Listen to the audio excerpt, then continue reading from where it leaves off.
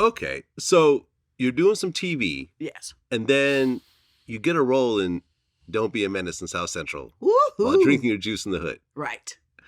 Uh, which is still a hood classic It is. to this day. Yes. Now, it wasn't a big role, right? And they've got my memes that look that I did to him.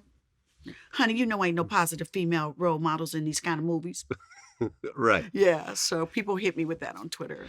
Yeah, and that was sort of a parody of Menace to Society, Yes. Boys in the Hood, a bunch of other And I played films. Angela Bassett's character from Boys in the Hood. Right. That was what my character was modeled after. I mean, did you think when making that movie that was going to be a classic this many years later? You know, you never know. Can I tell you that as an actress, I've worked on some projects that I thought were going to be major hits that kind of landed with a resounding thud. There are no guarantees. But with that one, you could have a little bit of faith just due to the fact that it was directed by and produced by Keenan Ivory Wayans and the whole Living Color, and then the brothers and everything. And they had a budget. There you go. Budgets help. Budgets help. Okay. And then in 1996, Yes. Independence Day. Wow. How did you get that role? Okay. This is a good story. Let's go. All right. I was on the soap opera Young and the Restless at the time.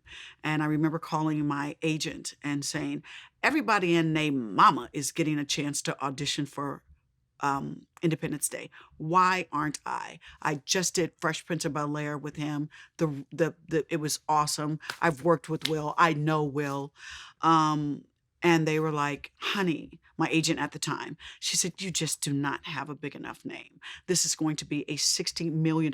And 20 years ago, for a budget to be $60 million was huge. Yeah. And they're only looking for A-listers. And I was like, well, that sucks. I said, well, can you please just try to, submit me and see what happens? The producer's wife at the time, Bill Fay, his wife was home pregnant. He came home frustrated one day and was like, we are not lucking up on finding the character Jasmine. She says, oh my gosh, I just saw this beautiful black girl today on Young and the Restless. And they were like, okay, let's look her up. Well, it was me on Young and the Restless. They called me in. I had to audition 6 times. Now, I'll make this other little snippet of it quick too. The very first time that I went in for the audition, I had on a tight patent leather white jumpsuit with white boots because she was a stripper. Boobs up, ready, big old hair, this, that, and the third. And the casting director, I remember when I walked in, she was just kind of like, are you ready? And I was like, yeah. We finished. She says, it's a good thing you can act.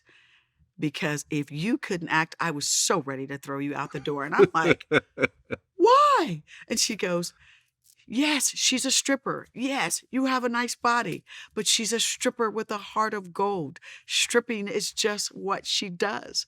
And I said, okay, I'm sorry that I took it so literally. And she goes, I want you to go home and I want you to watch the movie Speed. And I said, okay. She says, pay attention to the wardrobe that Sandra Bullock has on. And that's all I'm going to tell you. If you don't take that note for your callback, you're not going to get this part. So, of course, I went home and I watched Speed a couple of times. And I saw that I got it. And so the next callback, I showed up with a pretty flower dress on, bobby socks, and some combat boots. And as soon as I walked in, she goes, there we go. But then I had to audition 4 more times just because I didn't have a name at the time. I was only on a soap opera.